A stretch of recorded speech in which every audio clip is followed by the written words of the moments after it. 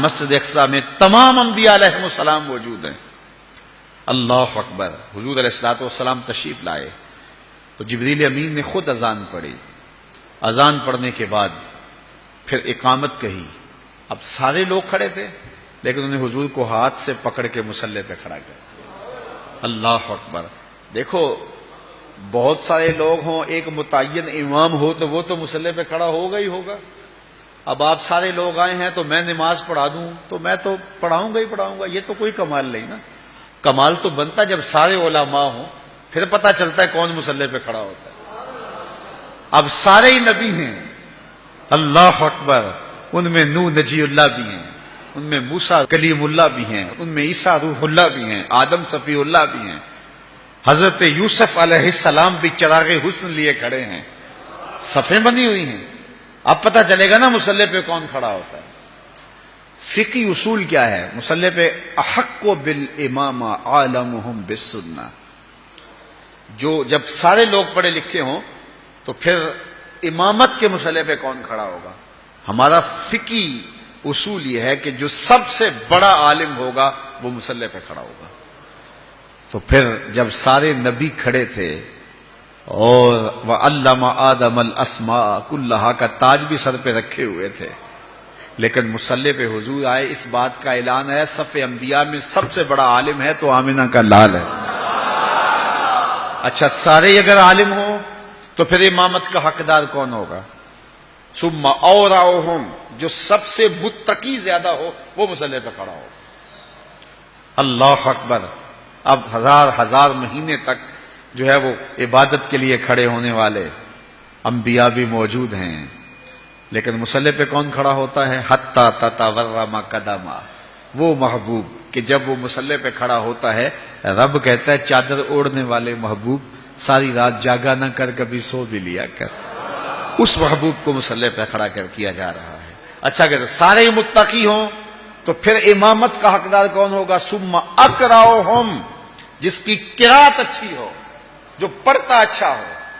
اب صف انبیاء میں حضرت داؤد علیہ السلام بھی موجود ہیں، کہتے ہیں جب پڑھتے تھے جانور رک جاتے تھے۔ اللہ اکبر۔ اللہ نے ان کو جو لہجہ دیا ہوا تھا، لیکن مصلی پہ حضور کو کھڑا کیا جا رہا ہے۔ اس لیے کہ حضرت ابو موسیٰ اشعری رضی اللہ تعالیٰ عنہ فرماتے ہیں فجر کی نماز تھی، حضور تھے، سورہ والضحیٰ کی تلاوت تھی، ابھی تک نشہ ہی نہیں اترتا۔ اچھا اگر سارے ہی قاری ہوں تو پھر امامت کا حقدار کون ہے؟ ثم احسنہم وجہا، جو سب سے سونا ہو وہ مصلی پہ آئے گا۔ اب یوسف بھی صفوں میں کھڑے ہیں علیہ السلام، انبیاء بھی صفوں میں کھڑے ہیں، وجیہ اللہ بھی صفوں میں کھڑے ہیں، ہر نبی اللہ کا سونا ہوا ہے، لیکن حضور مصلی پہ کھڑے ہیں۔ حضرت یوسف کو اعتراض نہیں ہوتا، وہ جانتے ہیں میں حسین ہوں تو یہ آسن ہے، میں جمیل ہوں تو یہ اجمل ہیں، میرا حسن ان کے حسن کا پرتاؤ ہے، تو اس لیے حضور مصلی پہ کھڑے ہیں۔ اچھا یہاں ایک بات اور بتاؤں گا اگر آپ کی توجہ ہو، یہ جو میں نے آپ کے سامنے ضابطہ بیان کیا ہے یہ استحبابی ضابطہ ہے، اس کے برعکس بھی ہو جائے تو نماز ہو جائے گی۔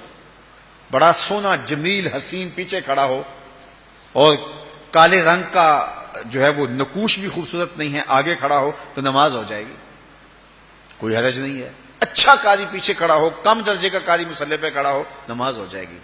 بڑا پڑھا لکھا عالم دین پیچھے کھڑا ہو، کم درجے کا عالم آگے کھڑا ہو، نماز پھر بھی ہو جائے گی۔ انتہائی تہجد گزار شب زندہ دار پیچھے کھڑا ہو لیکن آگے کھڑے ہونے والا تہجد گزار نہیں بھی ہے لیکن متقی ہے، پھر بھی نماز ہو جائے گی۔ یہ استحبابی ہے کہ یہ ترجیح ہونی چاہیے، لیکن اس کے برعکس بھی ہوگا تو پھر بھی نماز ہو جائے گی، حرج کوئی نہیں۔ لیکن ایک وصف ایسا ہے، ایک ترجیح ایسی اگر وہ نہیں ہوگی تو نماز ہی نہیں ہوگی، اور وہ کیا ہے؟ جنسی تفوق۔ اس کی ایک مثال میں آپ کے سامنے رکھتا ہوں۔ ماں افضل ہے یا بیٹا؟ ماں۔ پھر ماں قاریہ بھی ہو بیٹا قاری نہ ہو، ماں عالمہ بھی ہو بیٹا عالم، ماں حافظہ بھی ہو بیٹا حافظ نہ ہو، اور ماں متقیہ بھی ہو بیٹا متقی بھی نہ ہو، اور ماں سب سے زیادہ پڑھی لکھی ہو اور بیٹے اس درجے پہ نہ ہوں، اور پھر ماں ہونے کے ناطے سے شرف بھی ہے۔ اب گھر میں بیٹے کوئی ماں کے پاؤں دبا رہا تھا، کوئی ماں کے کندھے دبا رہا تھا، کوئی ہاتھ چوم رہا تھا، چلتے چلتے اذان ہو گئی، باہر شدید بارش ہو رہی تھی، پروگرام بن گیا گھر میں نماز پڑھا لیں۔ مصلی پہ کون کھڑا ہوگا؟ ماں یا کوئی بیٹا؟ افضل کون ہے؟ ماں۔ قاریہ بڑی کون ہے؟ عالمہ بڑی کون ہے؟ لیکن پھر ماں کو مصلی پہ ہونا چاہیے۔ کیوں ماں مصلی پہ کھڑی نہیں ہوتی؟ ایک وصف ایسا ہے جو ماں میں نہیں، اور وہ کیا ہے؟ جنسی تفوق اس کو حاصل نہیں ہے۔ الرجال قوامون علی النساء، مردانہ پن زنانہ پن سے افضل ہے، رجولیت نسوانیت سے افضل ہے۔ تو رجل ہونا، مرد ہونا، مردانہ پن، یہ وہ وصف ہے جس نے ماں کو پیچھے کر دیا، بیٹے کو آگے کر دیا۔ عزت اپنی جگہ، سلوٹ اپنی جگہ، سلام اپنی جگہ، علم اپنی جگہ، زہد تقوی اپنی جگہ۔ بیٹے کہیں امی ہاتھ جڑے ہیں، تیرے پاؤں بھی چومتے ہیں، تیرے تلووں کا دہن بھی پیتے ہیں، لیکن یہ ہماری مجبوری ہے، مصلی پہ ہم نے جانا ہے، اس لیے کہ جنسی طور پہ فضیلت ہمیں حاصل ہے۔ میں کہتا ہوں سارے فضائل حضور کو حاصل تھے، سارے کمال حضور کو حاصل تھے، سارے نبی بھی پیچھے کھڑے ہو گئے۔